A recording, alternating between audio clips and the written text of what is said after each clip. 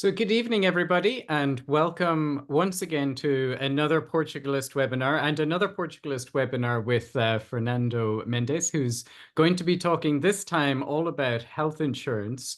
Hopefully, we're going to get some time to cover other insurances as well, like car and home. But there have actually been so many questions about health insurance that we're definitely going to struggle to get to the other ones. I think health insurance is obviously the most important concern for people. Anything to do with health is a big priority. And obviously, we've got a lot of people who are joining us from countries like the US, where health insurance is the norm, and they are sort of wondering how the Portuguese health system work. How does health insurance in Portugal works? And I'm actually very excited to learn, because it's great to have an expert on here and to really get to grips with it. One thing that I will say, just to sort of clarify some of the questions that have been coming in is, and I'll get Fernando to speak to this a little bit as well, is we're going to be talking about health insurance and the private healthcare system. And that's a little bit different to the public healthcare system. And there is a lot of overlap between the two. We will be covering the public healthcare system a little more specifically in other webinars. So I will say that I'll get Fernando to sort of explain what the difference is and where health insurance comes in between the two of them. But Fernando, to begin with, introduce yourself perhaps. And we all know you as the utilities guy, the internet guy. I get so many people asking me, when can I see the webinar again about how to get home internet and telephones? But a lot of people probably don't know that you are also the health insurance guy as well. Yeah, so good afternoon to everyone. Pleasure once again to be here on Portugalist, another webinar. Always good to be here with James. James, I keep on saying this, he does a fabulous job with everyone. I think we're all grateful to the fantastic work James has done in Portugalist. I've known James for a long time. He's built a really good website, so we've worked along very well, and I know he's a really good person trying to help people come over. So thank you once again for this opportunity, James. So yes, Thank you. many of you know me here as a home internet expert here for utilities. I am also an insurance broker. I do utilities, home internet, electricity contracts, gas contracts, mortgages, and I am also an insurance broker. I work here for basically here a group of 5 offices. My role is essentially just speaking with the expats. For people who have never met me, I was born here. I grew up in Canada. That's where you can notice a little bit of my accent, and that's where my English comes from. And so basically, I've been here an insurance broker for a few years now, and I have helped a lot of expats. It's true, health insurance is one of the most mainly sought insurance policies. That's the fact. But obviously, house insurance, car insurance, and other types are also sought. But health insurance is always a bit of a worry about people coming over, because it's what they first kind of like hit a wall. They need to get health insurance when they arrive to Portugal.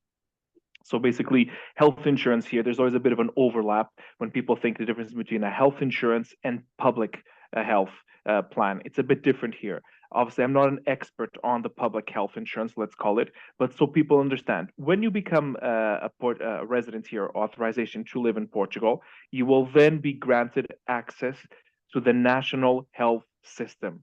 But that takes a bit of time. But before that, and that's when the private health insurance comes in, people should get private health insurance so that they fill that gap between the moment they arrive in Portugal and when they're granted public health care. Even though, and I'll be honest, and it's a fact, our public health system isn't the greatest in the world, not the worst, but there are obviously quite a few gaps which still need to be filled in, and especially after COVID. So a lot of people would prefer to pay private health care, have access to a private hospital immediately or private doctor, and at least feel that when they're a little bit sick, they can go in. So those are the main differences. You can have both at the same time.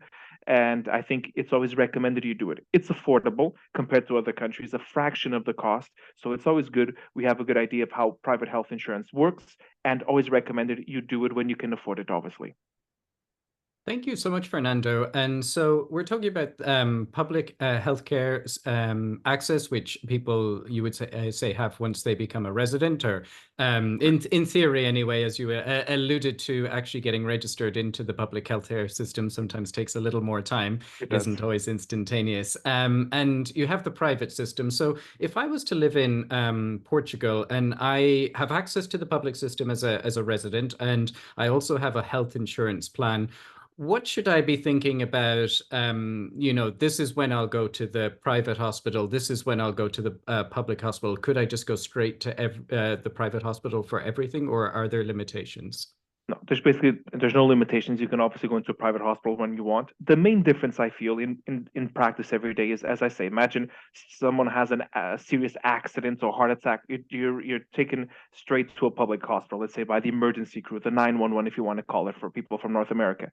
But the problem is that they're good and they won't let you die for sure. Sometimes there's this myth that the public hospitals, no, they work fine and they won't let anyone pass away. Let's not be scared onto that point. But sometimes more practical stuff, going to a doctor, I'm feeling sick, a bit of a high fever. It's happened with me. You go to your family doctor. There's a long waiting list, and you put up with it. You want to get some normal blood test, your annual checkup, and that's when you really feel it's good to have a private health plan, because not a health insurance where you only discounts a private health plan with comprehensive coverage. So you can do your checkups, your appointments, your exams. If you want to do a surgery, yes, you can still go through your private hospitals too. There's pretty much good private hospitals across all of the country. Of course, in more rural areas, that's my last name is Fernando Mendes, Mendes. So obviously, it's good to go into a private hospital because you have pretty much along all the major cities have at least one private hospital. If you're a bit more inland in a rural area, you might have to travel a little bit, but I wouldn't say more than, let's say, a 45-minute drive to get to a private hospital. Nothing more than that. Okay, that is really, really helpful to know. Let's see. And can we talk a little bit about, first of all, do you need to have health insurance to use a private hospital, or could you just pay out of pocket if you wanted to? Just before answering to that, anyone who has any doubts during the webinar, please feel free to put the questions. We'll try and cover all the questions. And then in the future, send an inquiry through to Portugalist. James will forward it to me and I'll get back to you as I can. So answering James' questions, yes, you can go into a private hospital without a health plan or health insurance. But obviously, I think that's a bit of a risk because you're going to pay fully the price. And obviously, you're going to, let's say, if you go in with a private health plan, let's suppose you have your co-payment, which is what you have to pay out of your pocket around for an emergency visit. You have a high fever. You get, for example, let's say you pay something like 45 to 55 euros, an average cost out of your pocket. If you go into a private hospital for an emergency situation where you have a high fever, feeling very sick, you're going to pay something like, let's say, 100 euros. So it is worth the saving. And then all the other savings you get on discounts on your blood works, on treatment. So it is worth it. So yes, you can go to a private hospital, you can pay out of your pocket, but there's no real advantage going in without a health plan or health insurance. Okay, so it sounds like it will be useful to have health insurance, and we Yep. will get onto costs a little bit because I know that is that's something that people are asking about. One question I had for you, Fernando, was I see expat insurance companies that kind of seem to cover a more global area, and then I see Portuguese health insurance companies, and they're often names that I might not have seen before before moving to Portugal. What is the difference between these sort of bigger sort of global health insurance companies and the ones in Portugal, and which one should I be thinking about? Here, the Portuguese health insurance companies, unfortunately, they don't really have big, comprehensive international coverage. It's a fact. Okay. They'll cover here in Portugal, in Spain.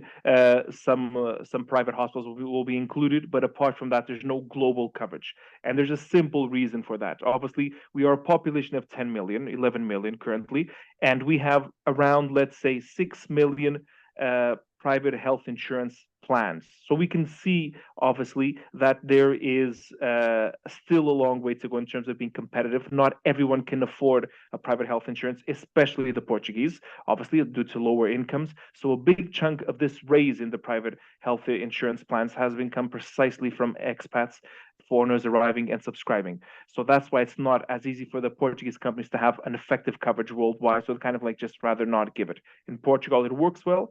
Many of them have what we call a serious illness coverage, where imagine someone is diagnosed with cancer, for example, and is starting to get a little bit into more the specific coverage for the health insurance. If all of a sudden you feel you're being treated for cancer in Portugal, but the treatment isn't being as effective as you wish, then they get a special team of doctors to analyze the case And then what they will do is they will send the patient and they're entitled to take one family member anywhere across the world to the hospital they find the best for that health condition. And normally they give a coverage of around 1 million euros for that. So that's what we have, let's say, in terms of a global coverage that they give for someone for a very specific critical illness. They'll give 1 million euros and put the person on a plane to the not where the patient chooses, where the doctors say it's either the best doctor or the best clinic is in America or is in Europe or in Asia, and they'll fly the person over. Okay, that is very, very interesting and very, very helpful to know. Let's talk a little bit about eligibility for the for both for the private and public health insurance. But we sort of said earlier that once you become a resident, you become eligible for the public healthcare system. What about health insurance? If I want to get insurance from a Portuguese health insurance company, can I get it without being a resident? Can I get it as soon as I become one? At what point can I get it? This question James asked, and I'll be honest, almost every single client asks me this. There's a big, not confusion, a big worry. Well, from country A, B, or C, doesn't matter. I'm not a resident yet. Can I subscribe? Yes.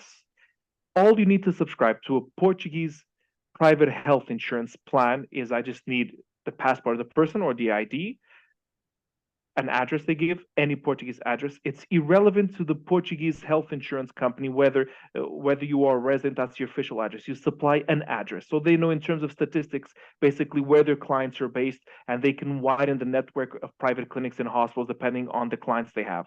Then the NIF number, which everyone is starting to get used, everyone knows basically what a NIF number is the starting point to any business in Portugal. Here's someone coming over. A NIF number, the fiscal or the social security number, for example, for people to understand. Have a Portuguese bank account. Many people say, well, but I don't have a Portuguese bank account yet. Is that an issue? Yes, for one reason, is that the private health insurance companies don't really accept doing direct debits abroad. And if you're in a case where you go to a doctor and you're entitled to a refund off your private health insurance plan, they're going to give you that money into your Portuguese bank account. So important you have a Portuguese bank account. Then obviously the email address of the person, the phone number, and then I ask also, there's also a medical questionnaire which you have to do. Some companies there's a paper questionnaire which I give in English. Other companies use via email questionnaire sent to their email inbox. And then in terms of eligibility, also in terms of ages, in general, for the comprehensive health insurance plans, it's anyone up to around the age of 64, 65. Over that, it becomes a bit of a struggle. There are only a small health insurance discount card, which is only a very basic discount and not a comprehensive coverage. Someone was asking, and many questions are passing here, but one question also I saw is people asking, speaking about like the discount cards from banks, from the electricity companies, from the telecom companies. Those are, as they call it, discount cards. Basically, you go in with that card, you go to a clinic, a doctor that would normally charge for, let's suppose, a checkup, which would charge 50 or 60 euros, you get discount and you pay 30 euros only. But the problem is, imagine you need to do exams, you only get a small discount. Imagine you need to go to a hospital, they have no coverage, you only get a small discount. Not imagine a surgery of 10,000 euros, you get, let's say, a 20% or 30% discount, and that's it. And then the rest you have to pay out of your pocket. So those are very attractive discount cards in the sense that financially they're cheap, let's say 10, 12 euros per month, a fraction of the cost of a private health insurance plan. But when it comes to comprehensive coverage, you could needing a surgery of 10,000 euros, and if you even if you get a small discount, then you have to pay 7,000 euros. It's then you're losing out and you have a big loss. Always worth you doing a simple quote. That's something else. People say, well, what is needed for a quote? Very simple. You get in touch. All I need is the date of birth of each person. I have my personalized chart. I give out an Excel sheet with the different plans and coverages so you can understand in English, and then you can take it from there. So that's basically how I normally work with clients. I send a quote. Initially, that's always a starting point. The client analyzes these spreadsheets if they can afford the cost, and then we'll have a more thorough chat afterwards or any doubts. And as I say, there are never stupid questions, only stupid answers. So feel free to ask any question. People sometimes become very shy. It's normal. I came from Canada. I know exactly what it is coming here, a different culture, a different way of insurances to work. So please feel free to ask any questions and I will answer. Two questions you were passing by quickly. How do I get paid? As an agent, I get a sales commission. So I do not charge anything for my services. It's all free of charge. I know there's some companies that charge. I don't. We get a sales commission. That's ethically the way any insurance broker or insurance office should work. get the sales commission directly from the insurance companies. No need to charge admin fees onto clients. I know some agents, some companies do it there. That's a method of work which I fully respect. I never charge a cent. And now another question was asking about a company called MGen, and I'll touch that issue up here, which is something very important. Uh, on my quotations I sent, one of the points I clarify at the top, which says that any pre-existing health conditions are not covered. So what does this mean? Imagine someone has diabetes, high blood pressure. Those are always a pre-existing health condition, which is literally defined as a health condition that has required or still requires comprehensive care, medication, exams, something that has required or requires surgery, and that will be excluded. And any direct consequences of that pre-existing health condition. Let's imagine here someone with high blood pressure. If that person has a heart attack in the future, a stroke, that will be excluded from coverage because that is a direct consequence of the pre-existing condition. So that is excluded by all companies. I like to be upfront with this. There's no point in flowering up this issue. Pre-existing conditions are excluded. In 99.999, I have yet to see one case of a client of mine declaring a pre-existing condition and it being accepted by the company. They don't accept it. The exceptions on the market is that company which was mentioned, MGen. It's a reality. MGen is a company I do not work with. They work directly. They accept any person of any age, and they cover all pre-existing conditions. From what I know of that company, however, has a 1 year waiting period for those coverages to come in. So you have to put things out on the balance. But if someone who has high blood pressure and takes a normal standard health insurance plan. Imagine they have a small issue with it or they have a small stroke and they need to be in hospital. They won't have to pay fully for that expense. They still get that discount of, let's say, 30 to 40%.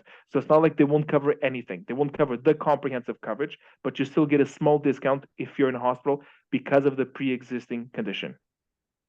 And there's one thing that I just want to touch on there, Fernando. So, we're talking about these private health insurance companies not covering, something like diabetes that you might have before.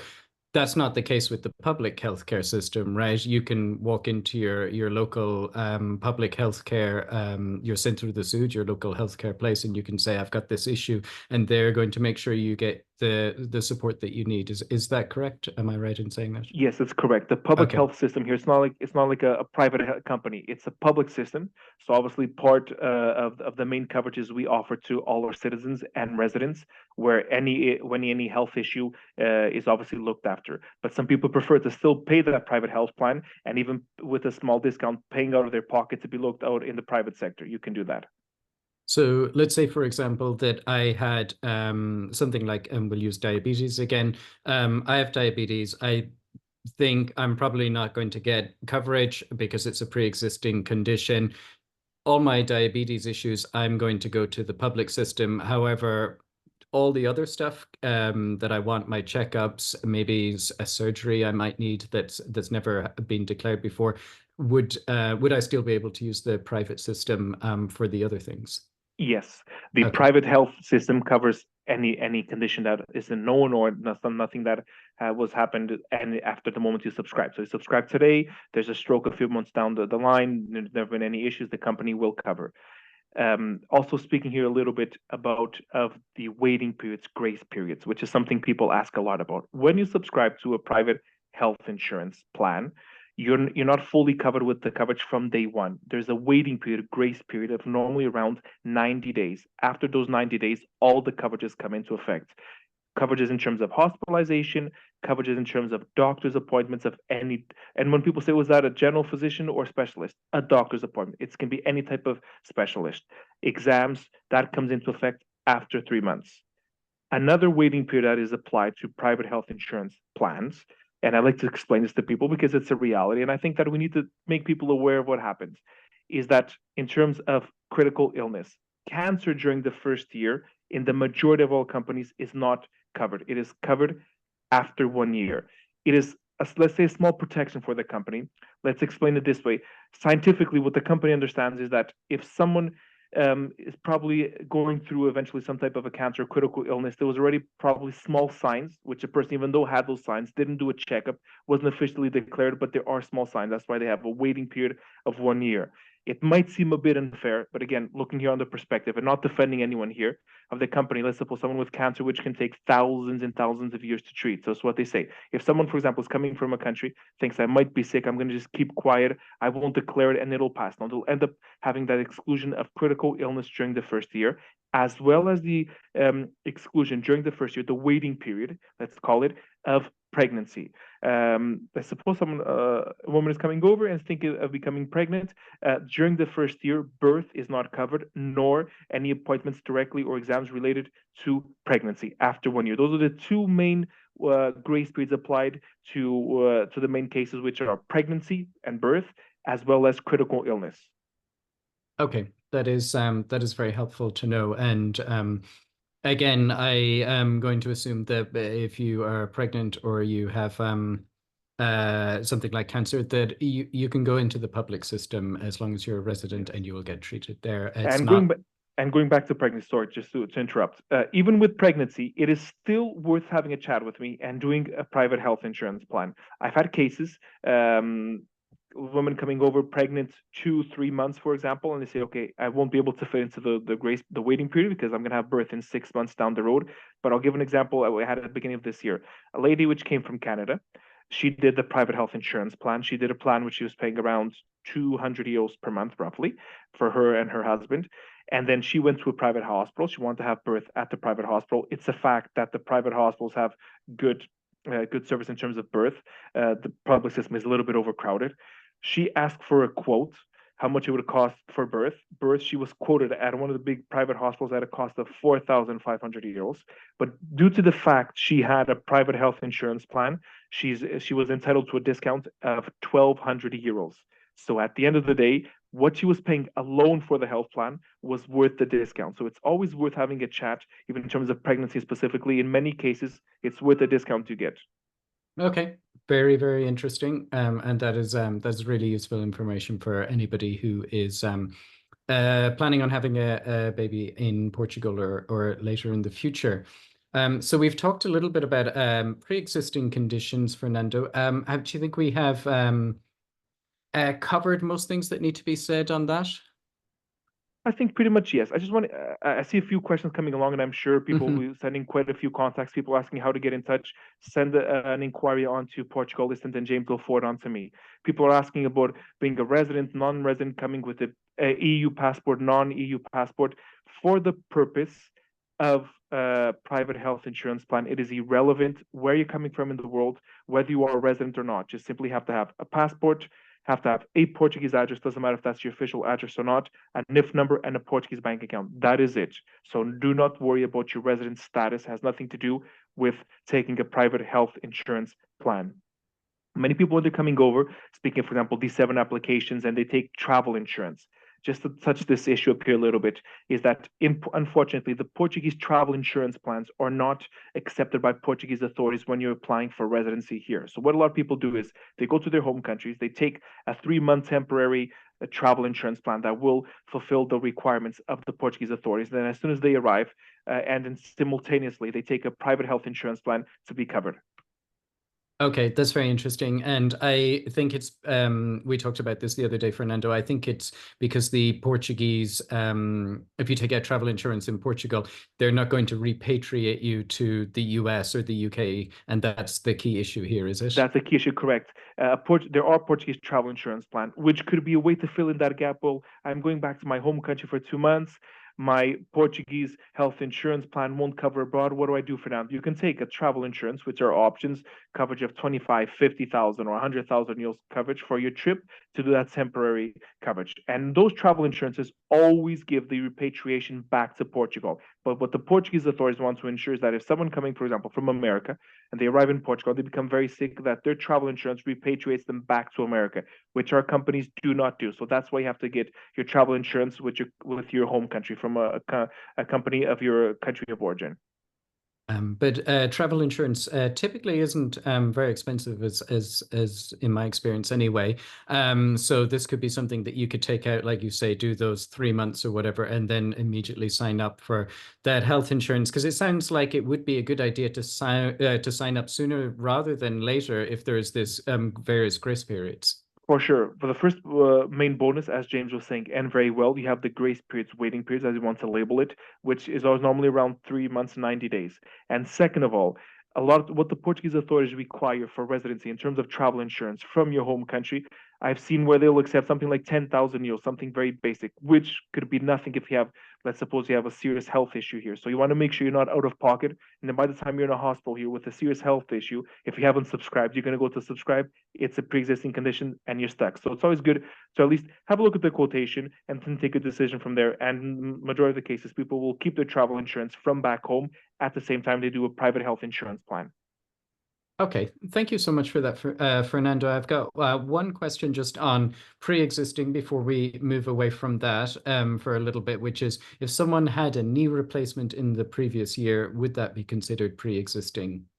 Yes, as I think I mentioned, and I'll just is I like to give this little definition so that people can understand. A pre-existing condition is defined for the insurance company scientifically as something that has required in the past, that requires in the present, medication, medical care, so an annual checkup. That is all a sign of that there is a pre-existing condition or something that has required in the past or requires presently or in the near future a surgery. So a knee replacement, there was a surgery, that's a pre-existing condition. Someone, for example, let's suppose had to have an operation or surgery on one of their bones again, that's always a pre-existing condition. But what a lot of times I see people ask, well, do I have to put on my medical questionnaire? I have a bit of backache. Well, let's suppose we all, especially if you're like me sitting in an office all day, you're going to feel a bit of a grumpy back. Those are small pain, nothing serious. You don't have to, there's no surgery needed, no need to declare that.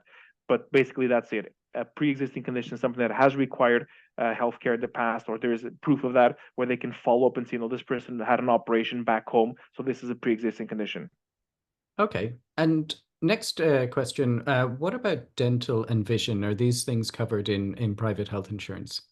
Dental is always, there are options with that. When I give out the quotation with various levels of coverages, there are options with and without dental. Okay. Starting with dental, do I recommend it? I think we have to put on a balance.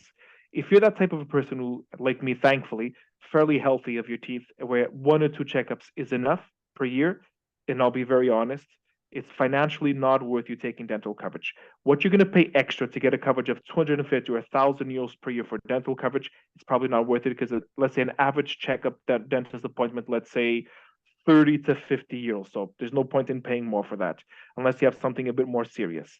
In terms of vision, the glasses are included in on the higher plans, but they're very expensive, so it's probably not worth it putting the vision coverage onto. You're going to the doctor, the eye doctor, to have a vision test, that's always included. That is a doctor's appointment. They don't specify it as a doctor's appointment being a general physician or specialist. It's a doctor's appointment.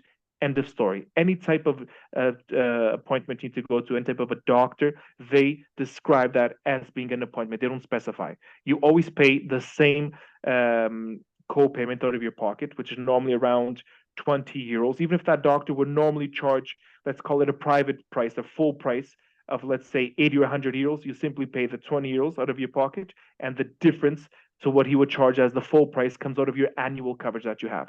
And people were asking different levels of coverages. They're normally start at a minimum of, let's say, 165,000 euros per year per person for hospitalization, and you have plans all the way up to 1 million. In terms of doctor's appointment, medical exams, you have coverages starting at a minimum of, let's say, around 1,000 euros and going all the way up to 5,000 euros per year per person. So there are various options depending on your budget. And speaking of budgets, I always tell people to cautiously choose the plan they're subscribing to. Put a balance between costs and price, what you can afford, what you cost, and what you get in terms of coverages. Because after COVID, with a bit of inflation, the prices have been going up a little bit. We have seen a raise of, let's say, 15 to 25% increase per year. We're hoping it's going to slow down that increase in the prices every year, that inflation, but it has been going up.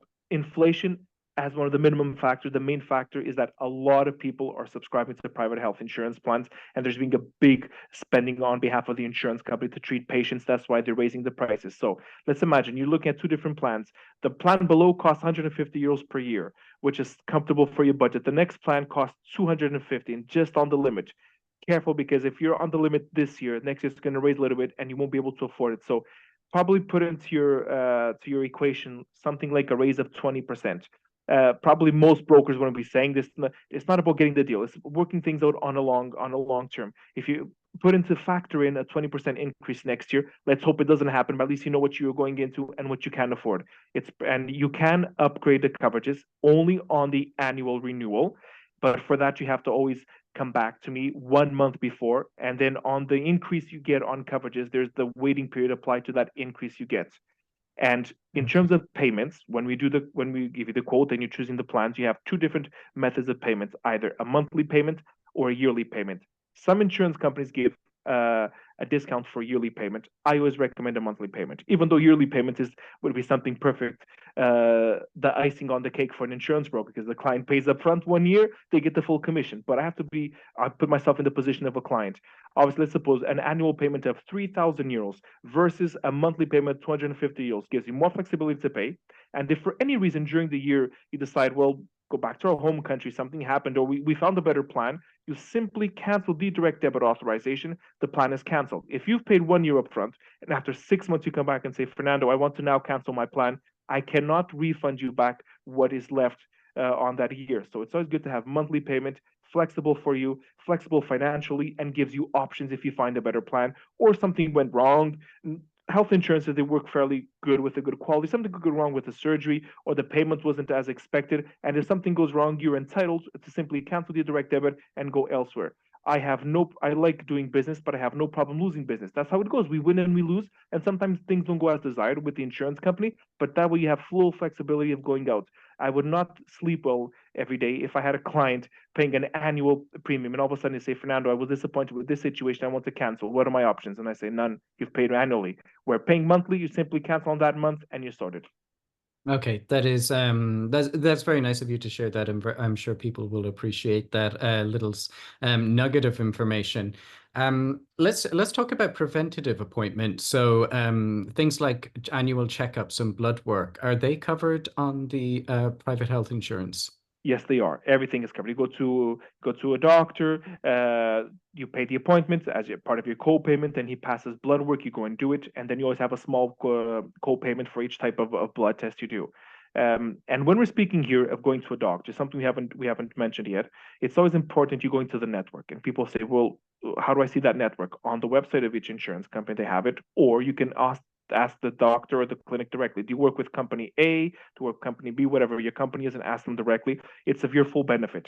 If that doctor or clinic doesn't work with the insurance company, then you pay the full price and then you get a refund. The refund is an average of 30% of what you pay average. So, I mean, if you find a specialist doctor, which normally charges 100 euros for an appointment full price, he doesn't work with the insurance company, you get a refund of 30 euros back. It's probably worth you doing a bit more research and probably trying to find a doctor that does work with the insurance company, unless you specifically have found a doctor you really like and I'd rather pay out of my only get a 30% refund, but go to that doctor. But when you can, try and find a doctor or clinic or hospital that does work with your insurance company.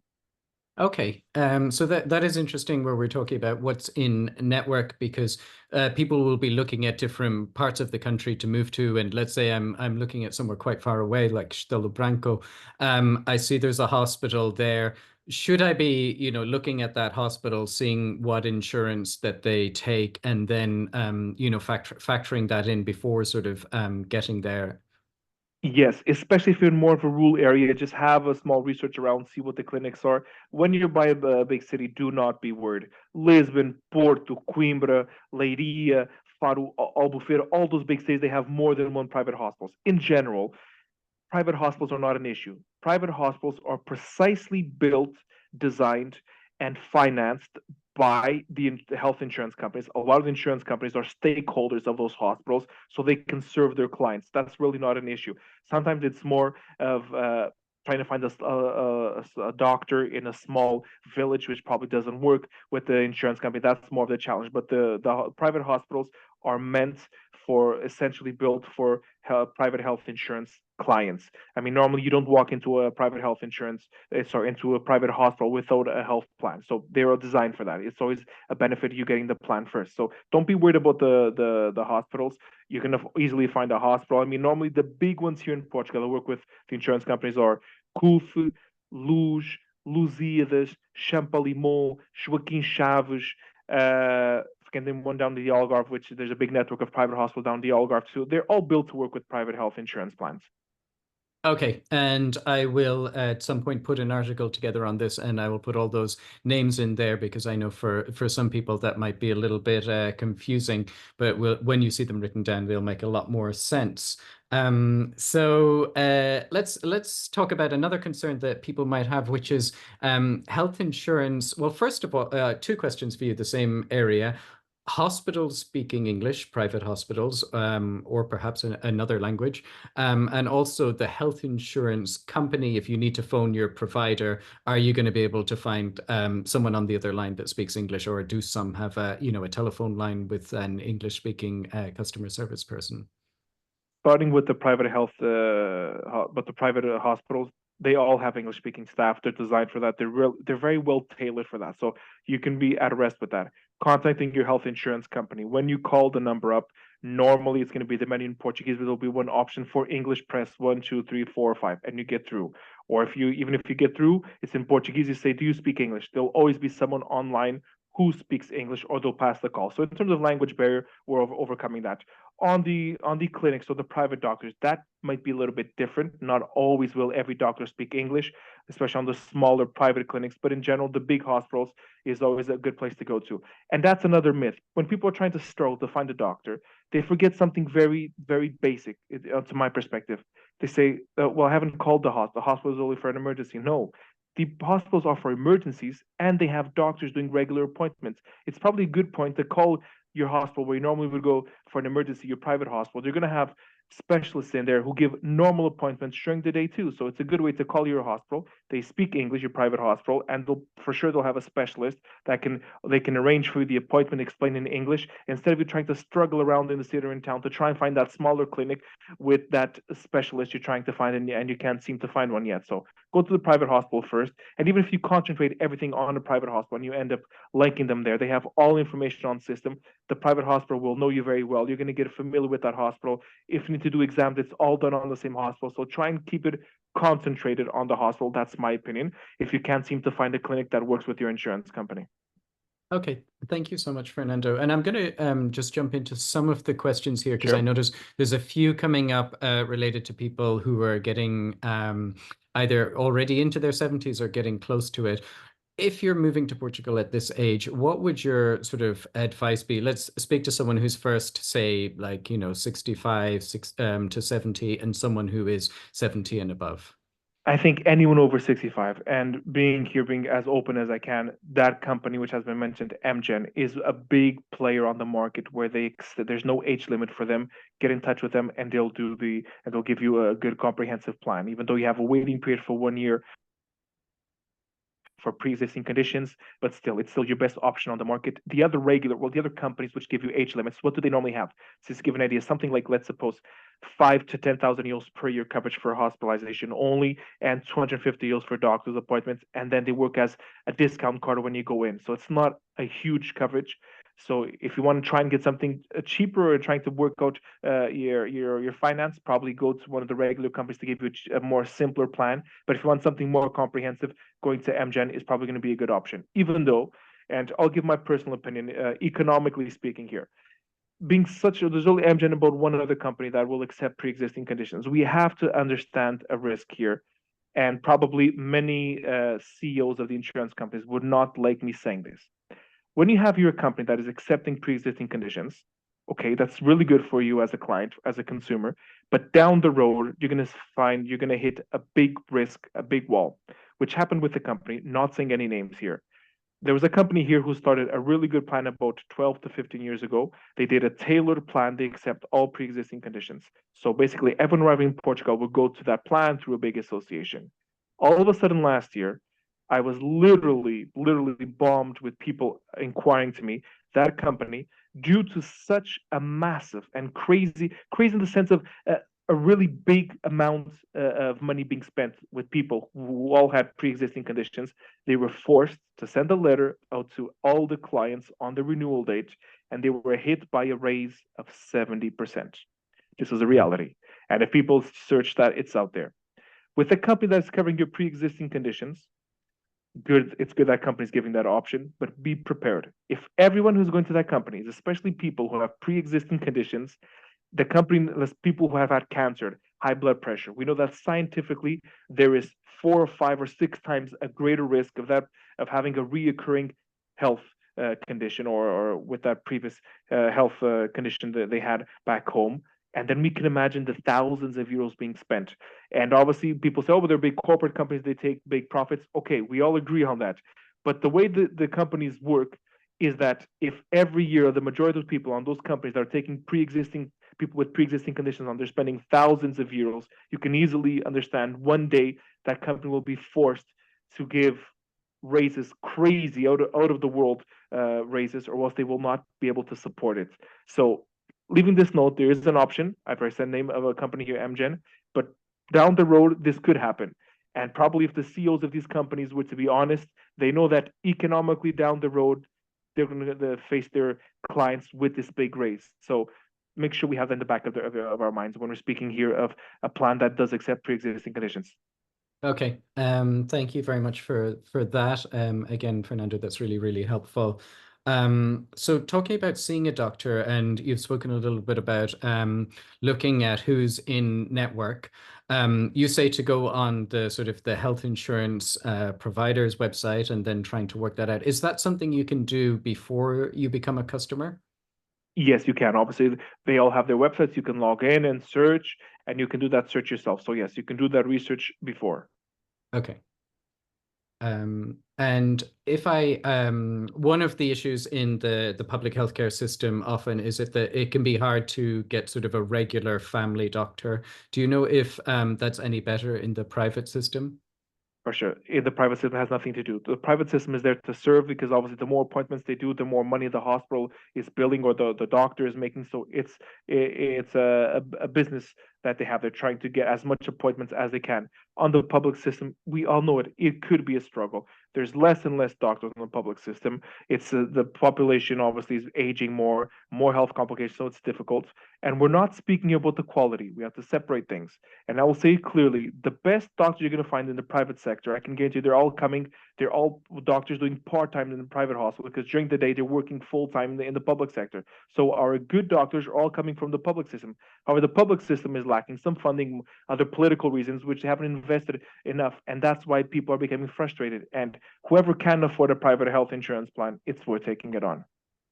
And I will say that this isn't just an issue in Portugal. I think most European countries are seeing this at the moment, unfortunately. The public healthcare system's got a lot of funding, I guess, when they were initially set up, and gradually it keeps getting cut back.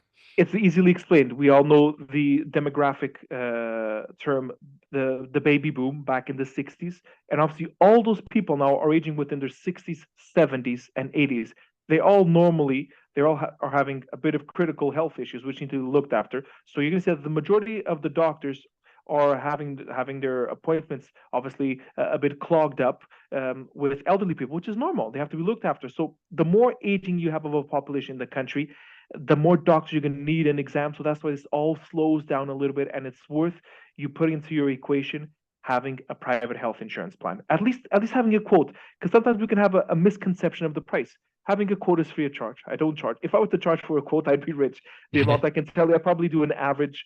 Last year, I did something like this myself, and obviously there's other brokers who would speak out, but I did an average of 700 health insurance quotes during the whole year. So I did an average of, let's say, 2 to 3 quotes per day. So that's how much quotes I do. And I can tell you nothing, only a very small fraction of that was actually turned into people subscribing. So people, it's normal, they're planning ahead, they want to know costs. Feel free. A quote for me is literally 5 minutes and it's done. I send it to you, look at that chart, and then you can work out your maths. It's no harm asking for a quote and seeing what you can and can't afford. Okay, thank you for that, Fernando.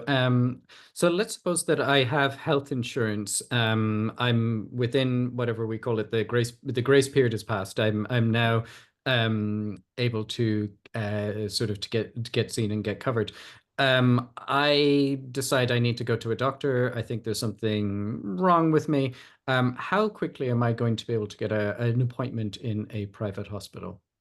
Normally, if they're available, let's suppose let's say 2 to 3 days. If something emergency, you go to the emergency room and they see you straight away. But for a normal appointment, let's say 1 week maximum, but probably less. It depends which hospital you go to, how many physicians they have available on that moment. Right now, we're in the summer.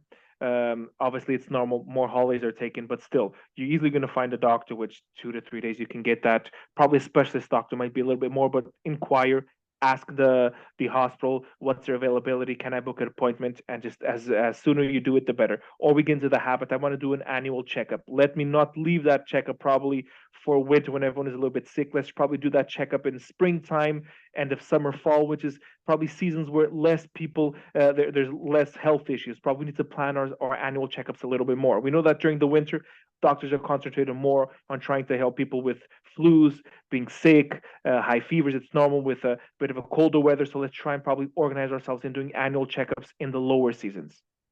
And I get this is a bit of a general question again, Fernando, but in terms of, let's say I go see the doctor, he says, I need to refer you to a specialist. What sort of time period are we looking at there? And I'm sure it varies depending on the specialist. Exactly, and that's exactly it. You stated it all, James. Depending on the specialist. For example, one of the specialists I know that there is quite a bit of a waiting time is dermatologist.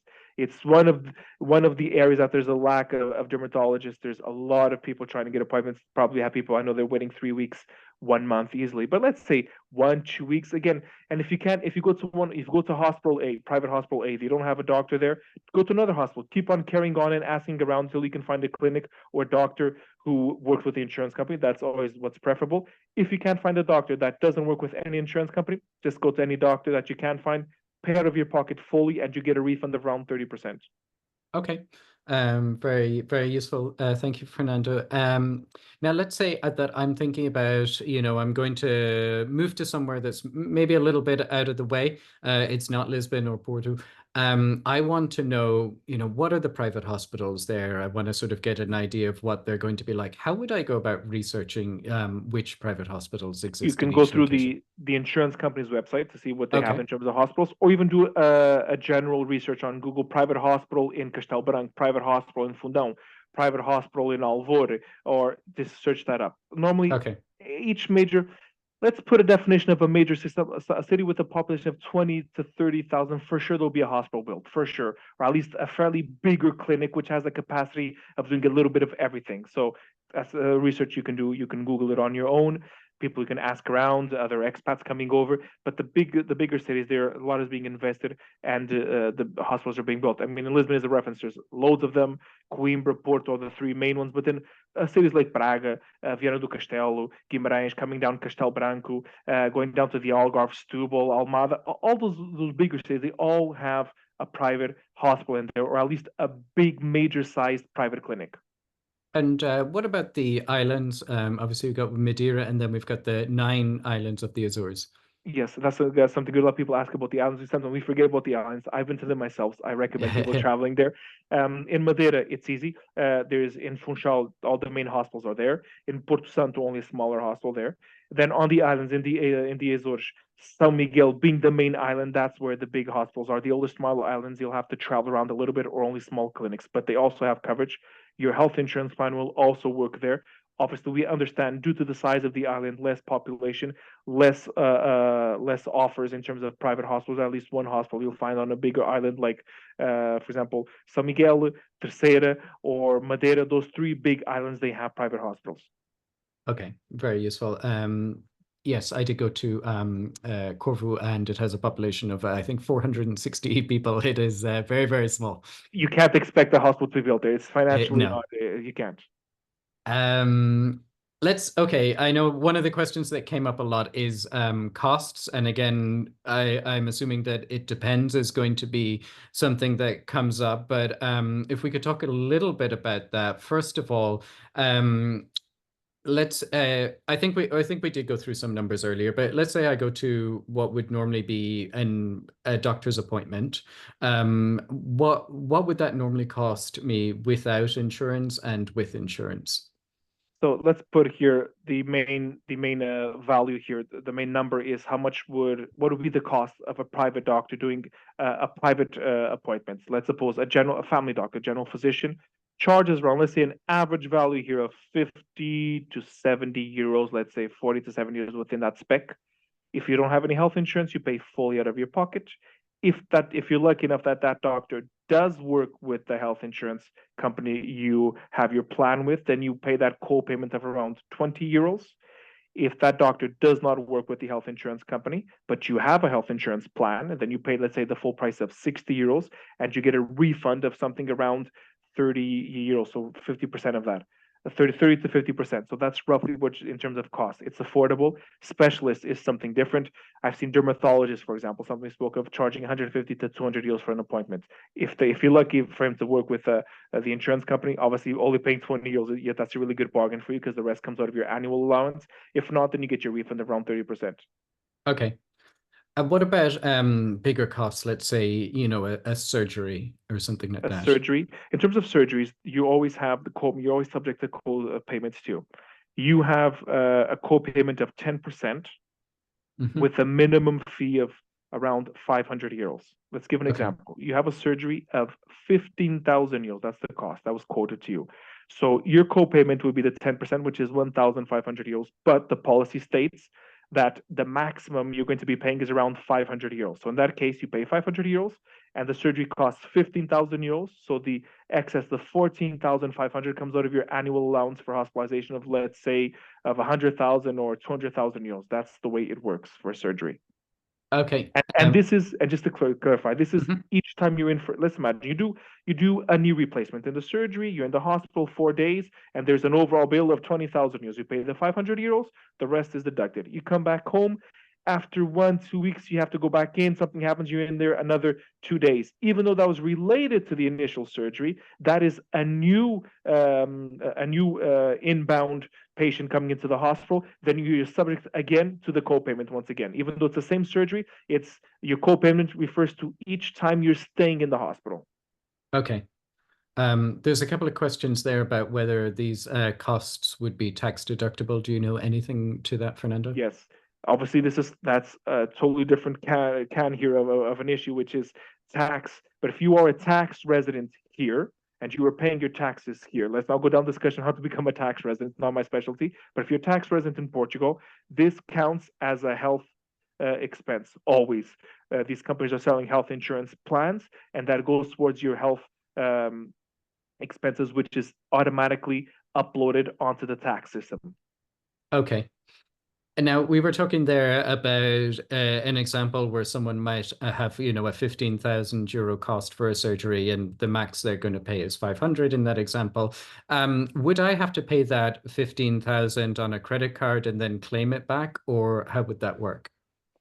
Before any surgery is done, there always Hmm. needs to be a pre-authorization. Basically, the doctor you're seeing, you don't arrive at the hospital now saying I want a surgery tomorrow. You have to go to checkups, to exams.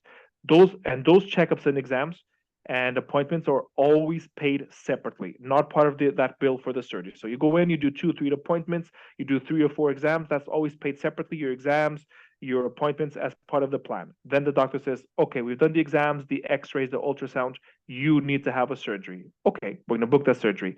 That doctor is going to request internally, with the help of the hospital or the clinic, is going to put that request onto the health insurance company. Then the health insurance company analyzes it, makes sure it has nothing to do with the pre-existing condition or something that was probably not declared in this evidence. Let's imagine someone who didn't declare an issue with the knee, but when they did an x-ray, it's more than the evidence that that knee was something that did not happen over 1 year. That was previous. Then they're going to not cover it. But if it's all is normal, it's all okay, we're going to cover that surgery. They give the authorization back to the hospital saying, yes, we will cover that surgery.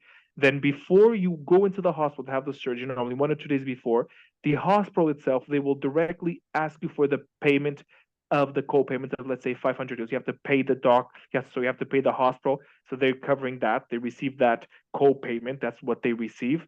And then the rest, the insurance company will internally sort it out with the hospital. It doesn't pass with you. You never pay 15,000 euros up front to then get the 14,500 euros back as a refund. Never. You pay what you have to pay in terms of co-payment, and then the rest is sorted directly between the insurance company and the hospital.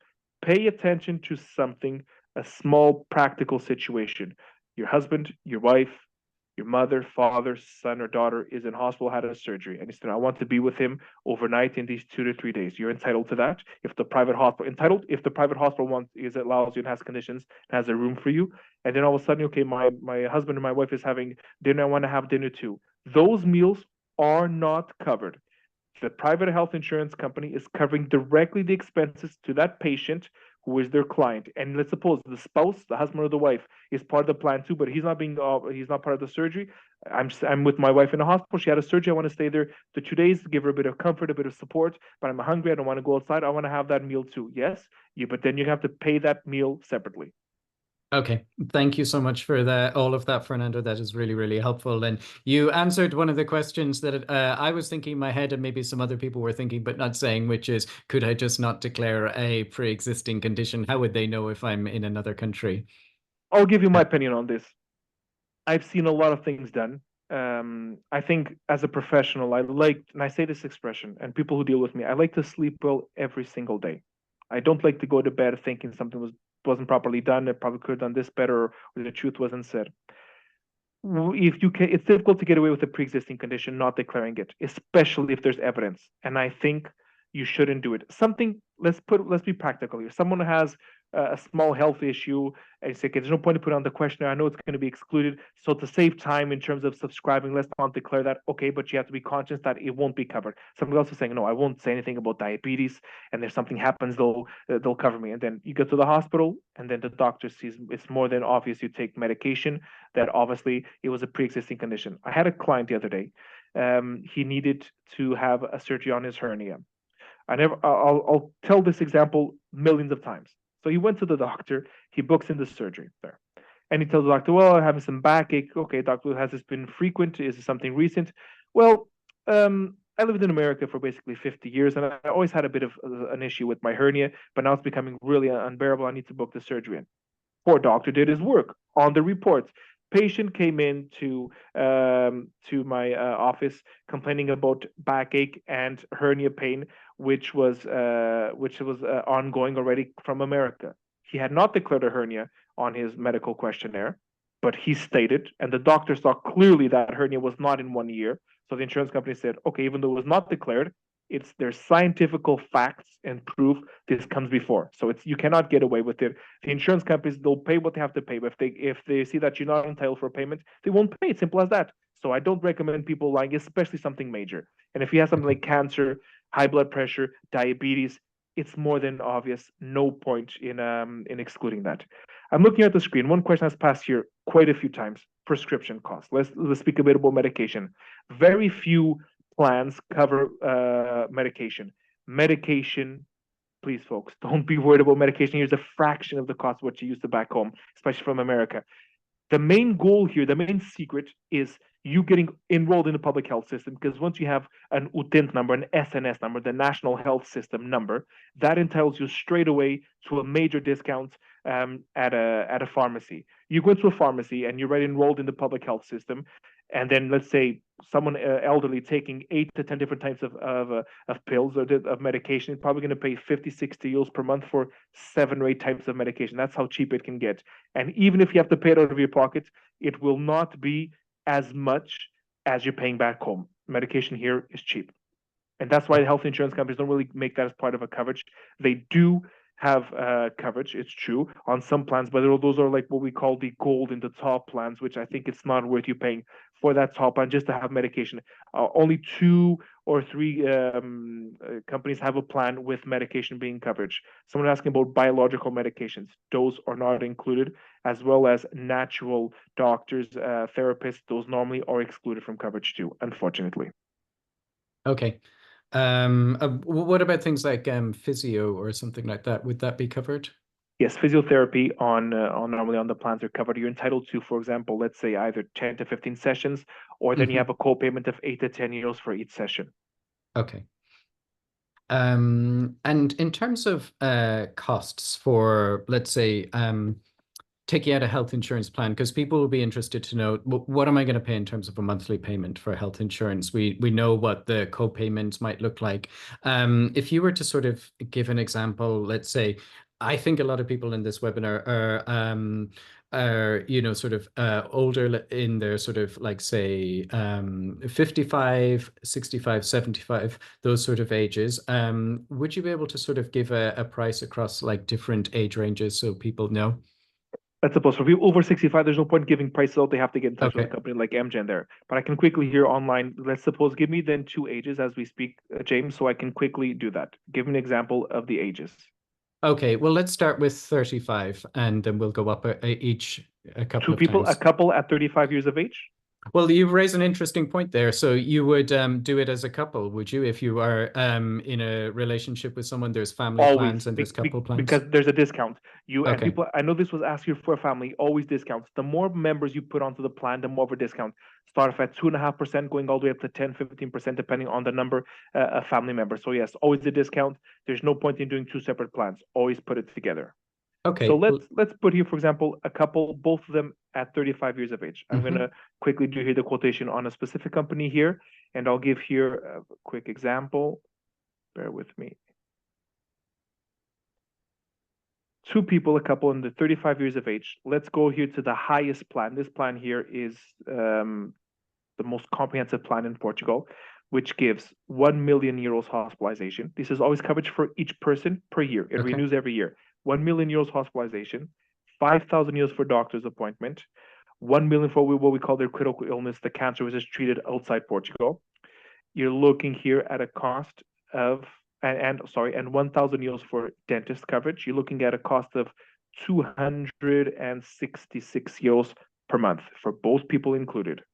Okay. So 130 each, if you're age Yes, 35. fine. Okay. Yes, Very good. Let's jump up to say 55. We'll second. stick with couples because the It's vast easier. majority of people coming through are couples, and then we can compare them. So a couple, both of them at the age of 55. One second.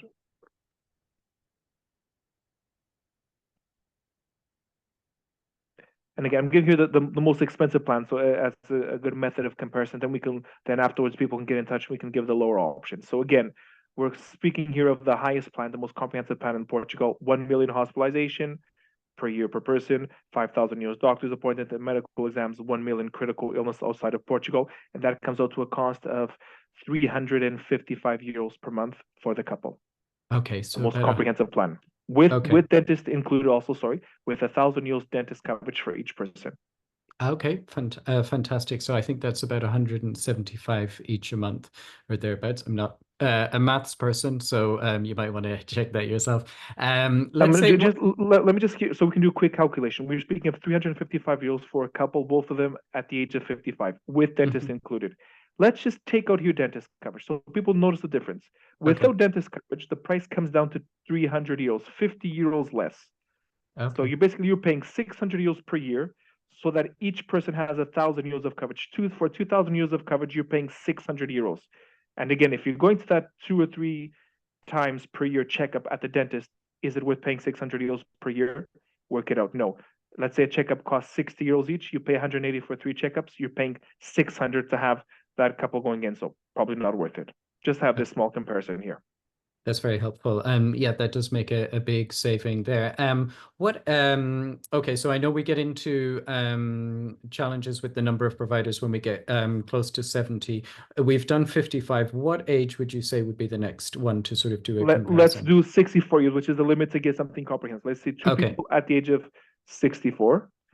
Please bear with me one second.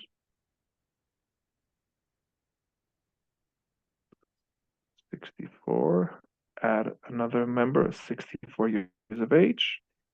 And let's do the quote.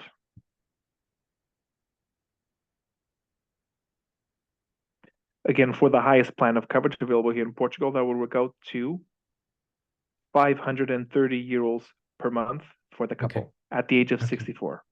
Okay. Very useful. And is this is there differences between, say, someone moving to Portugal at 64, taking out this plan, and let's say someone who moved here 10 years ago and was already in the system? Would the person who's already in, with that healthcare insurance company, would they have a cheaper plan, or would it have gradually increased to that price? The price is the same. They're working it out the Okay. same. Someone here was asking, which is an important question, which I haven't answered yet, but again, it's on my quotations. When you reach 60, I suppose you subscribe to the plan before 64, and when you reach 65, does the coverage end? No. Here with the most higher comprehensive plan, what it states is that if you subscribe up to the age of 64 inclusive, then you get lifetime coverage. Obviously, you have to keep on paying the plan, but they guarantee you lifetime coverage. Even if after Okay. 4 to 5 years you have a critical illness, you become very sick, it's lifetime coverage. And then normally, the way it works is the prices are, let's say, around when you're between 20 to 30 years of age, roughly the same price, 30 to 40, 40 to 50. Over 50, the price gradually raises every 5 years according to your age. Okay.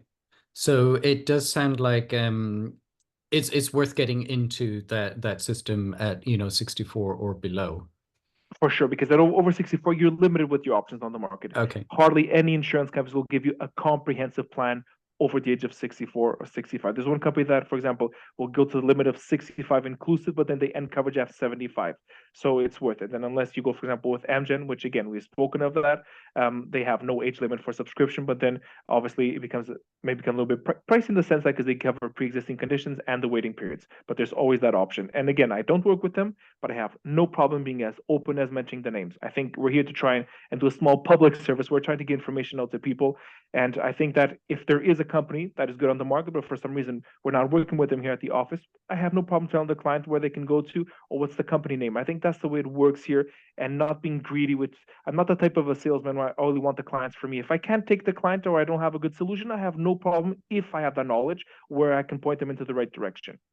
Okay, thank you very much for that, Fernando. I would be curious at some point to do an article and speak to some Portuguese readers and compare those costs to what they might be like in the US or the UK, because I think they would probably be quite reasonable, especially compared to somewhere like the US. I'll make a statement. And obviously, I've dealt with a lot of clients.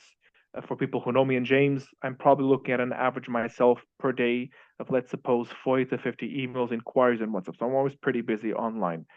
And I speak with a lot of people, a lot of inquiries. And I'll make this statement as open as it can be. I will not accept the statement. People say that, oh, healthcare is cheaper back in, let's say, North America or the UK. It is more expensive. I understand the frustration when probably people are comparing what they're getting here, what they're getting there, cost of living, but healthcare here is cheaper. End of the line. There's not much, it is cheaper. And I've seen people, and I had people in America paying 1,000, 2,000, 3,000 euros per month, nothing. The most expensive plan, and we did that example right now, a couple at the age of 64, which is the highest premium they're going to be paying when they subscribe, they're going to be paying 500 and something euros per month. You would pay way more than that back home. And we're speaking of getting 1 million euros for hospitalization, which is the most comprehensive plan in Portugal. Okay. And I guess the big difference, because I see it coming up in a question there again, is that if you're older or you are not covered for something in the private system, it's not it's not game over. You have the public system as well, which obviously Always. is a fantastic system, just slightly overburdened. There's no age limit. The private system, the public system, sorry, is something simple. There's no requirements. It's you're a citizen. If you're a citizen and you have residency here, then you're entitled to public system, and you don't have to worry about what you're going to get, what you won't get. You go to the public system, you get the full coverage. Someone else here was asking here about my contact details. It's easy if you go through Portugalist, and I'll explain to why I like things to go through Portugalist. The work we do behind the scene here, me and James, is that then we do statistics where James compares all the inquiries coming through, how many people afterwards subscribe to plans, see how effective we're being. So at the end of the day, what James does here behind the scene, me and him, it's an extensive work, is we put together all the questions. I do spreadsheets for James. James sees the questions that are asked to me, and it's easier if James receives that initial inquiry. He filters out the questions that are asked with me, and then he puts me onto CC, and then he does his own statistics. And that's why when James prepared this webinar, he had a list of questions together based on all the inquiries. So if you go through Portugalist, James will forward the inquiries onto me, and then James does that bit of the boring work, which is Yeah. gather all the questions asked so he can prepare these webinars. And then when he's ready, he puts me a list of questions. We prepare a date, and I speak. And then I'm here at the end of the line, let's call it, when I get the inquiries, where then I give all the explanation, all the costs. So that's why it's easier. Afterwards, when people get in touch, I'll give my website and my contact details. But I'd rather James filter out this information, which has been successful here for insurances, for home internet contracts. He can then prepare things. Then he prepares articles on his websites. And that's why I work specifically with James in this way. When I do webinars, the inquiries go through him so he can prepare for the future and we can see what other questions are being missed or are not being asked. So that's good to know. Some people are speaking here about the companies like Medish. Yes, Medish, Advance Care, Multicare, the top three companies here in Portugal. So feel free to get in touch and then I'll give you a quotation for those companies. I can say that the prices I was giving a little while ago was specifically with Medish, which I can quickly do here online. Thank you so much for that, Fernando. And yes, and just another point on that. If people ask me a question, I always try and find the answer because I know there's going to be someone else who's going to be asking the same question. Like Fernando was saying, those questions that eventually makes me realize, oh, I need an article on that because a lot of people are asking that. And then that's how Portugalist ends up putting that content out there. So you guys asking the questions, you're helping to get all that information out there for everyone as well. We've got a few questions on travel, Fernando, because I Yes. guess people being moving to Portugal, they also plan to return to their home countries fairly frequently. A common thing, I guess, is people going outside the sort of European Union, going to somewhere like the US, maybe for a couple of months. We've touched on this a little bit, but let's clarify it again. Would my Portuguese health insurance plan cover me in the USA? No, it won't cover. Okay. And specifically speaking of outside of the European Union, the travel insurance options that we have here are not probably as comprehensive as desirable. Currently, and again, I underline this currently, what happens is that the most comprehensive plan that is on the market today for travel insurance, which can be no more than 90 days, is 250,000 euros for the trip. And this is a company that specifically gives this coverage. And I'm always afraid to say this because they still have this option. I don't know if all of a sudden they'll stop that plan in the near future. But currently to today, they have this option of 250,000 euros for coverage of a plan up to 90-day stay, for example, in America, which is where people like to take more comprehensive plan. I don't have more than that.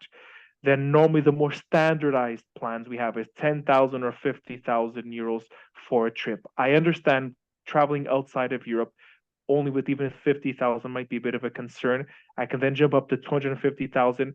It could become a little bit pricey. Probably I did the other day a couple going 45 or days or 2 months, I think, to America for that plan. If my memory doesn't fail, because the age doesn't affect those travel insurance plans. It's all the same. It came out to around 300 or 400 euros. But then again, Okay. it's a travel insurance plan, has repatriation, death or disability, something happens, liability. But there, it is a bit pricey, but it's the most we have 250,000 euros.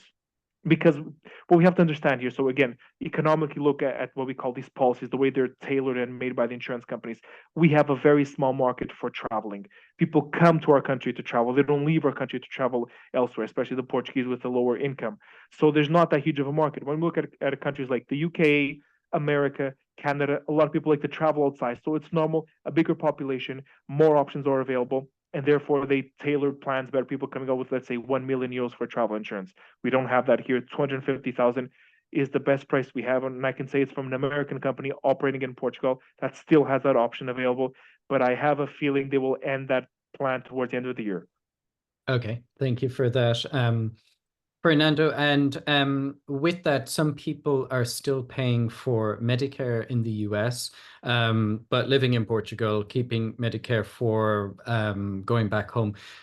This is quite a specific question. Obviously, you're not a US citizen, so do you have an opinion on whether they should continue paying Yes, that or not? and as I was saying about as I was chatting about the travel insurance, that was a point I was forgetting to mention.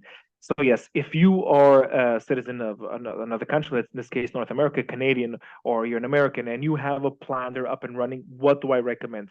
In my opinion, keep that plan going, especially, and I'm especially if you do a long trips, let's say back home to the US, you take 4 to 5 months back to the US. What's going to happen is when you go 4 to 5 months back to the US, and let's suppose you're going to be there, the Portuguese travel insurance plan will cover no more than 90 days, for example. So the best thing you have is sticking with Medicare. which will probably give you annual coverage. Might be a little bit pricey, but let's imagine in touch wood, something happens on the point where you have a massive surgery required back in America that costs you 500,000-600,000 euros. You don't want to be out of pocket. Probably worth you paying, let's say, 8-10,000 euros, for example, for that annual plan you have back home, than just taking a simple travel insurance plan. If you're traveling up to 60 to 90 days, get in touch with me and I'll give you a quote. Anything more than that, seriously think about keeping your health plan active back in America or in Canada as a backup plan, especially if you're back and forth. It makes sense. Okay. And I do think a lot of people are back and forth, and at least initially, but some people have emailed in and said that actually they're thinking about canceling it because they thought they would be back and forth a lot more, but now they're just changing, they're changing their minds. They've decided they're going to spend more time in Portugal. And I guess maybe that's where they would consider the travel insurance for that sort of coverage. Yes, I mean, again, if a small trip, there's people who are sometimes people like to travel almost a big chunk of the year, which is good, and I like to do that one day. I think we've become a little bit too workaholics, and I'll say I'm a bit of victim of the work here, working so much. But if a lot of people like to do, let's say 1 month here, 2 months there, those type of trips, it makes sense. Probably let's do one travel insurance for each trip you're doing. Now, if you're going to be in a specific country a long time because you have relatives back home, you have children, then probably think about getting back home a comprehensive plan to cover you during that long stay. Now, if you're the type of traveler and good that likes to travel around a bit across the world, then probably makes sense to make a travel insurance plan for each trip you're taking. Okay, thank you for that, Fernando. I want to go back to prescriptions because there were a couple of questions that came in about that. So I guess there's a couple. The first is getting access to prescriptions, I think, is a concern for people. They've already got a prescription in their home country. They're moving to Portugal and they're wondering, my doctor in my home country already knows that I need such and such. Can I just give them the prescription from my current doctor and will they just sort of authorize that? Can I take that current doctor's prescription to a pharmacy in Portugal and will they accept a non-Portuguese option? Do you have any thoughts on that? I mean, again, that I specifically don't have the answer to that. What I do Okay. recommend is if you have a prescription from an American medication that you're taking, or I suppose from your home country, bring that prescription with you or the medication, show it to the doctor here, and they might not have exactly the same medication, but you can probably see the equivalent, or scientifically, they know more in terms of pharmacy, what are the options available. So book an appointment to a doctor, show them back home, I'm taking this medication. Do I have to go back home and take it, or do you have something similar here, something as effective as this here? Because normally they're made of more or less the same compositions. So I'm sure the doctor will know better than anyone exactly what medication we have available here on the market that will help you with your health issue. Okay, and just a question that came to mind there.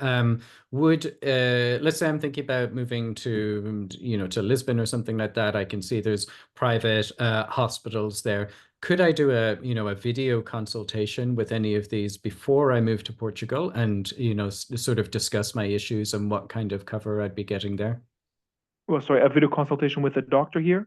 Mm-hmm. With a Well, private doctor. well, unless you were to do the health insurance plan first and then book the online consultation, or then you just simply try and find a doctor here that will do that, and you pay privately out of your pocket. That's what I mean. Pay privately out of pocket and just make sure I would get cover You and might do that, yes. You okay. might be able to do it.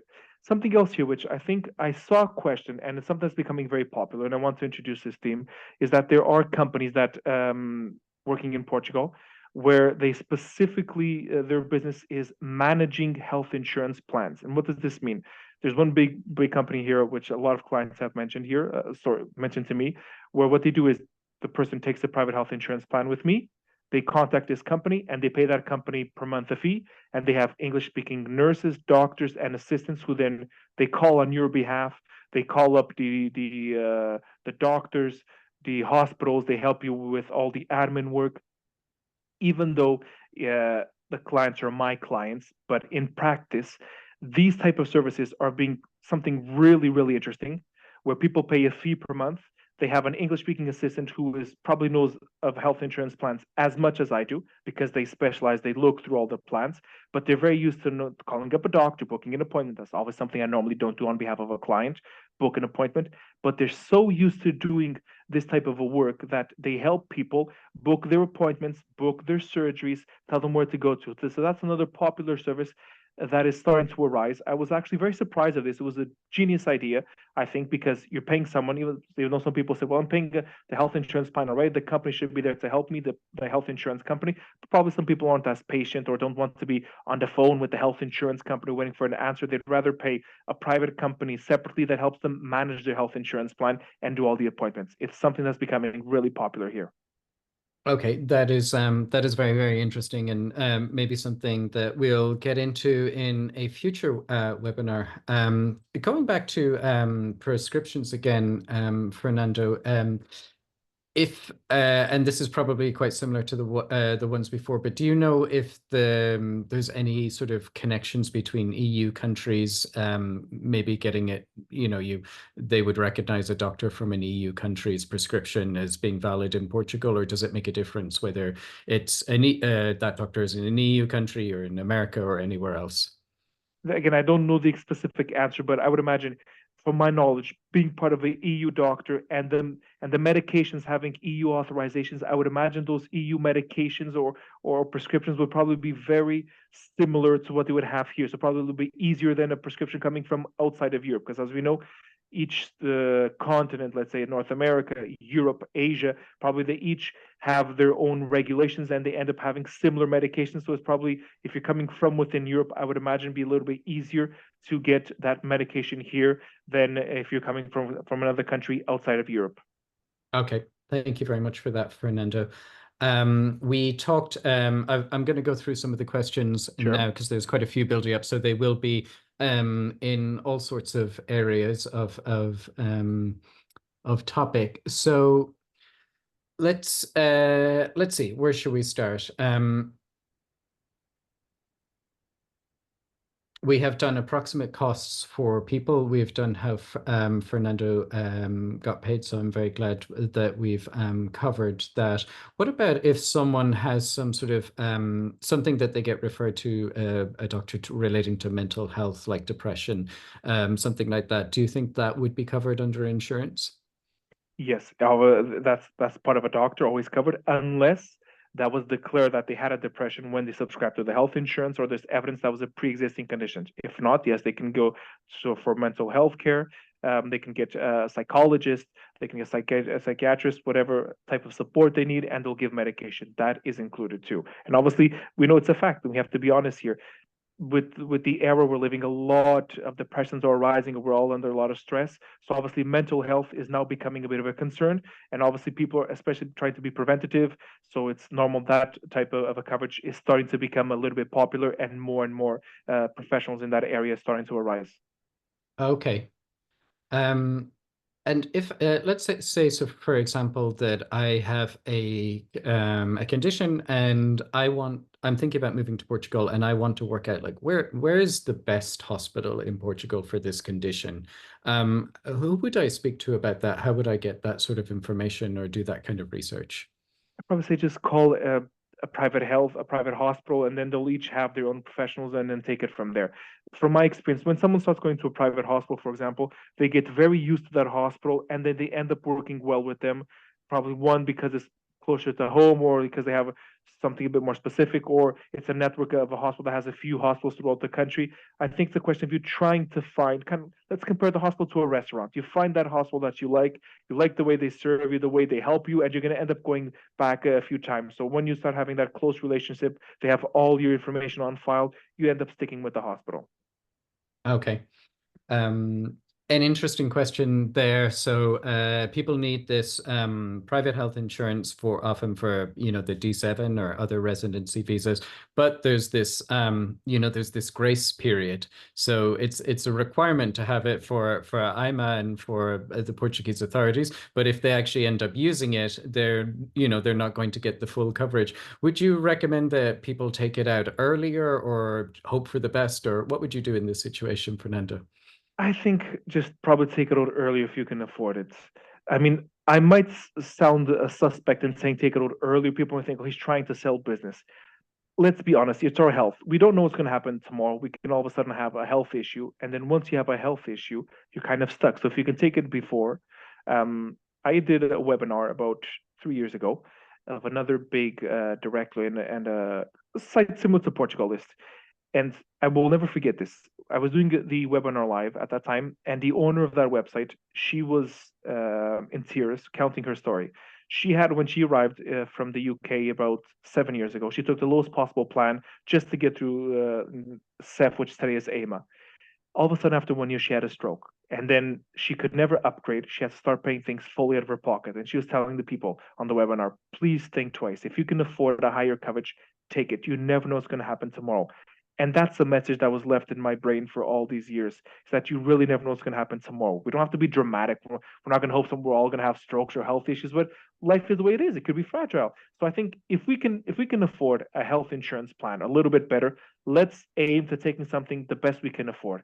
I think that's the motto to go. That's the way to go. And not only think about it, only the cost, but so that you're not in a situation where, well, my pre-existing conditions won't be covered, or if I go to that other health insurance company, Amgen, they will only cover it after 1 year. So I either have to still pay out of my pocket, or I'm stuck in the public system, which isn't as efficient as the private. And I think, damn, why they're not just simply pay those 100, 200 euros per month, and I now be covered. So I think if we can afford it, go for it. And I'm saying this as a human being, not as a salesman. If I was myself, if I was relocating to another country, one of the things we want to make sure is as solid as possible is our preventative health. Make sure that we have the best plan to look after our health.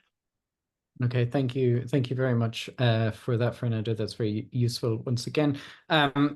Do you know if there's a sort of a national registry of or a national database of health information where, you know, if you go to your private hospital and you give them all the information, will that information then be shared if you have to go to the public hospital, or is that some information that you need to share yourself again?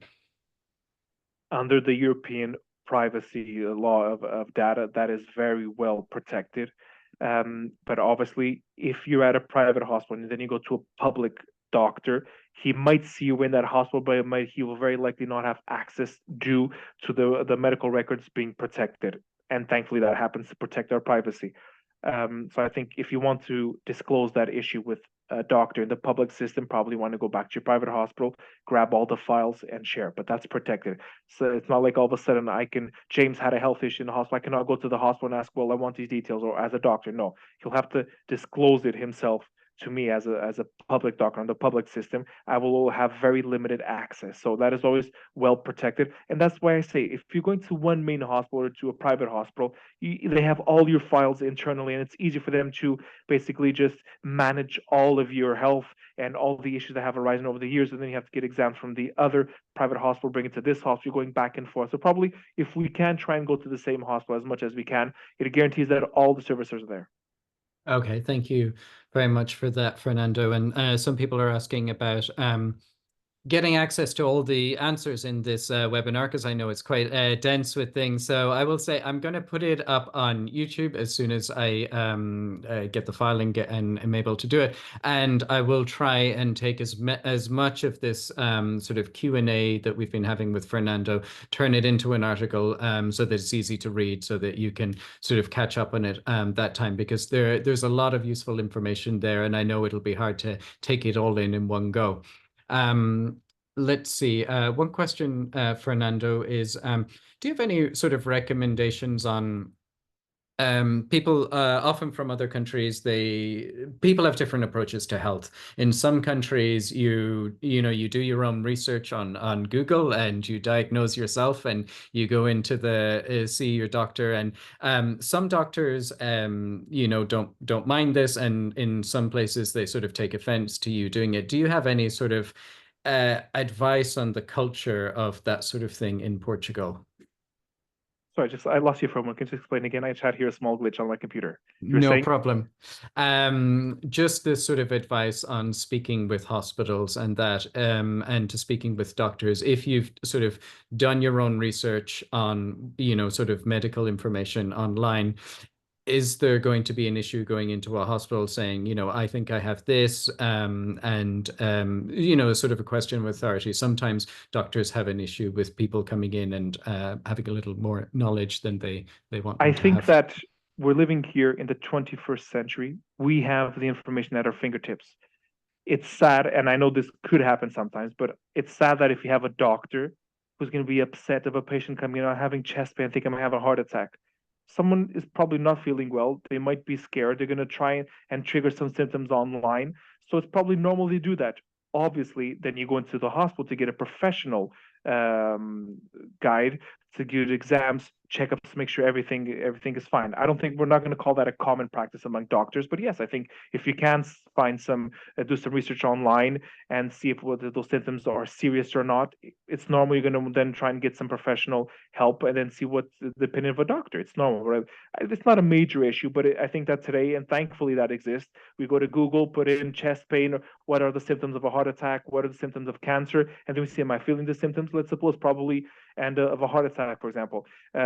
Something I know very well because I had here a very close experience the other day with someone. And again, not a doctor, but we normally feel I'm feeling some chest pain here on my left side, and we think that is where the heart is over the lung, and we think I'm having a heart attack. A lot of times that it has to do with anxiety attacks, panic attacks, where the main symptom of a heart attack is when you have a very severe and extensive pain all of a sudden in the middle here of your chest. So that is what they say as a big symptom for a heart attack. But if you're having some pain, well, it's more to the left, not to the center, what should I do? Of course, go to the doctor, to the hospital. Don't run the risk. And if a doctor starts laughing at you, that's simply he's not a professional. He cannot do that. But obviously, it's normal. You search online, you see a symptom, and then you go to a doctor. And I'm not a doctor. Any advice I can give out is that if you think you might be having a health issue, please go in and see a doctor, professional. Make sure that everything is fine. Do things while it's early, not after it's too late. And Portugal has, I believe, I think it's called a SNS 24 number, where you're not sure, you can just phone up this number. Someone's going to talk to you on the line. Yes, even though that SNS number is mainly channeled to the public health system, but then what you can do is when you have the private hospitals, normally the private hospitals have their 24-hour helpline where a nurse answers. You give them the symptoms, and then the nurse will afterwards tell if that's serious or not, or you should go to a private hospital or not, or just call an ambulance. So that SNS number is good, as James was saying. It works for the public sector. But if you found the private hospital you like, they have that helpline 24 hours a day. You can call them at 2 a.m. Oh, I'm having a big chest pain. I'm not feeling good. What should I do? And then the nurse will ask you the trigger questions, and then she'll see if you should go immediately to a hospital, or if it's something very serious, don't come. Just simply call 112, which is the emergency number here, and call an ambulance. So these private hospitals have nurses and doctors online 24 hours a day to answer those type of questions. Okay, fantastic. That's really, really helpful, Fernando. Thank you so much for that once again. Let's see what other questions we have. Do health insurance plans from other EU countries cover all of the EU, including Portugal? I guess that mightn't be something that you know because you deal with health insurance plans exclusively for Portugal, right? Portugal.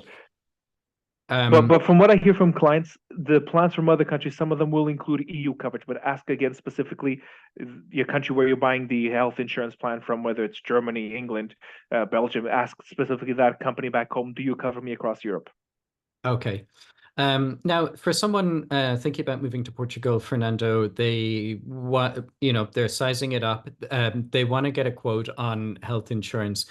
I'm going to, after this webinar, I will send out your contact details, send out where to get a quote from.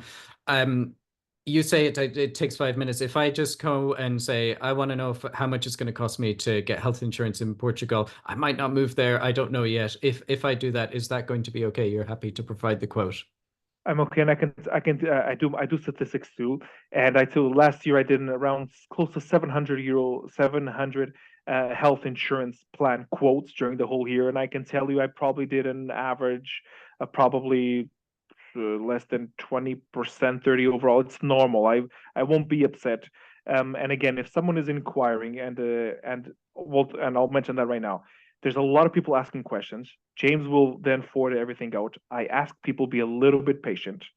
I will reply back to everyone, but from my experience over the webinars, I probably easily get an input easily of 100 to 200 emails directly out of the webinar. I have to juggle things out with all the other urgent things going on. I will reply back to everyone. But if you are wanting to do me a big favor, when you inquire, I ask everyone who's reading this, listening to this webinar, please, when you send the initial inquiry, put straight away the dates of birth of everyone you want to a quotation for. That really helps me out because I will immediately, that way I will reply back with a quote, not have to reply back and say, yes, can you please send me? Then we're doing here 2 emails. If we do 2 emails for every single person, we're going to double here the work. So if you want a health insurance quote, please put just simply, I don't need anything else apart from the date of birth of each family member, and I will then reply back already with the quote. And that's a good starting point for everyone. And if you're only coming 1 year down the road or 2 years, I will not discriminate and say, oh no, this client's only coming in 2 years. I will not be bothered. I will send you a quote.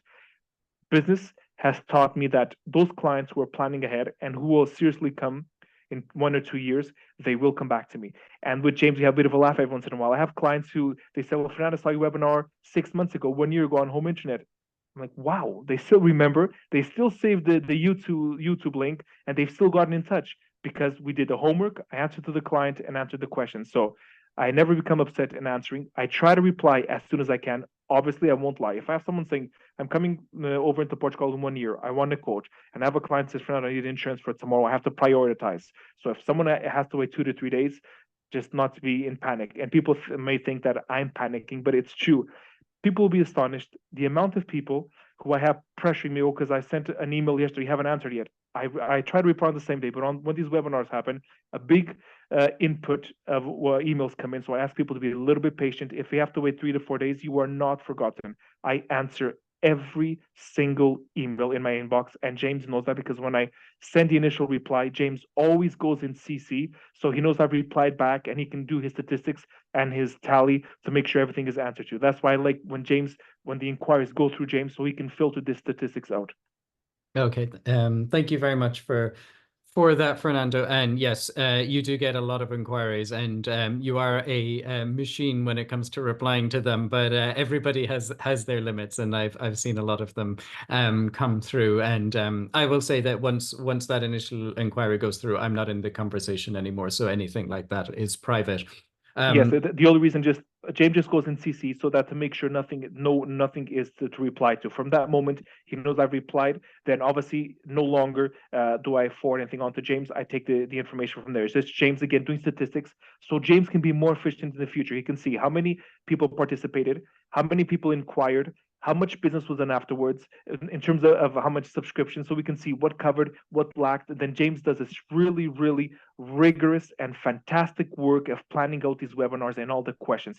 And that's why they're so successful. So I do the business part of it, the actual policy making and subscribing, but then James prepares the content. And if he doesn't have a good content, this will not be successful for anyone. So that's why James does a fantastic job filtering everything out what clients are asking initially, so he can put that on his to-do list on the next webinar. Yes, thank you for that, Fernando. Yes, it is. It does take a little bit of work, as Fernando alludes to, but I think the people always say how information packed these are. You know, it's not a PowerPoint presentation with a sales pitch. It's hopefully lots and lots of information. And with that in mind, I'm just going to repeat that I am going to put it up on YouTube. I think people will probably want to listen to it again if they're, you know, if health insurance is a serious thing. So you will be able to, you know, listen to that while you're doing the dishes or in the car or something like that. And there will be articles as well. I'm going to suggest that for the future questions that, you know, I'm going to send out Fernando's details after this. People can get in touch with him directly if you want to quote, if you have a more specific question, something like that. But for now, Fernando, is there anything else that you think we should cover, or are we ready to start wrapping up? I think pretty much good. I think we've spoken a bit about everything. I think all the information is going out. I think people then can put the question out, simplify on the question, see what they have, I'll answer, and then in due course, and then just simply just get in touch directly with James. He'll forward everything on to me, and then we'll take it from there. And then you can see my other services. We can take it just from there and see what any doubts there are.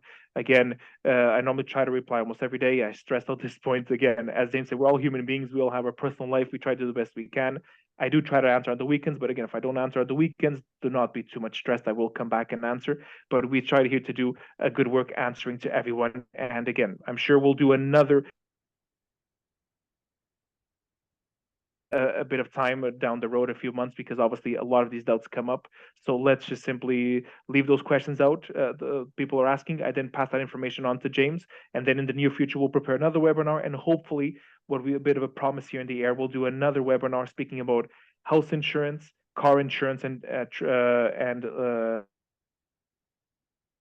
bit of time, but we'll speak about that afterwards. So that's probably going to be our next webinar to do, is with all those insurances. Okay, absolutely. Thank you so much for that, Fernando. Thank you so much for your time and all the information that you shared. It's my pleasure. I mean, and I'm open with this comment I'm going to make. James had already tried to pass to get other insurance brokers, and obviously it's always a negative reply. Other brokers or other companies seem not to have the time. Where I'm not spending time here, I'm investing time, and obviously my business has grown a little bit precisely on these webinars. People like to see this interactive chatting back and forth, and if a professional cannot take 2 or 3 hours of one specific day to have a chat, this open chat with someone, I ask myself, do they really know what they're doing? Do they like what they're doing? And people can see I like chatting, especially in English. It's always been a language I've spoken more than Portuguese. I love speaking English. I like helping people. I've been in the position of everyone who's seeing this webinar. I've come from a different country, from Canada, for people who haven't probably just arrived a little bit later. So I know exactly what it is coming to Portugal, and I like helping out. It's having a bit of a chat that really makes things flow, and not only emails. And then if when you're inquiring, if I see you have a lot of specific questions, I might even ask to have a chat with you. And that's something else. If you want to please put me your phone number when you contact. So it might be easier to have as I say, it's probably in a quick 10-minute chat. We can say more than 100 emails back and forth. So for sure, leave your contact details to WhatsApp number if you're calling from abroad or a different country. Then we can have a chat and wrap it up, and then we can have a quick chat back and forth. Okay, well, thank you so much, Fernando. And yes, I think another insurance webinar is definitely on the card. So I will send out an email to people in the future. We will cover the car and the home, and we'll probably have more questions on health and everything else as well. Thank you so much, Fernando. And thank you to everybody for joining. Good afternoon to everyone. Have a good day.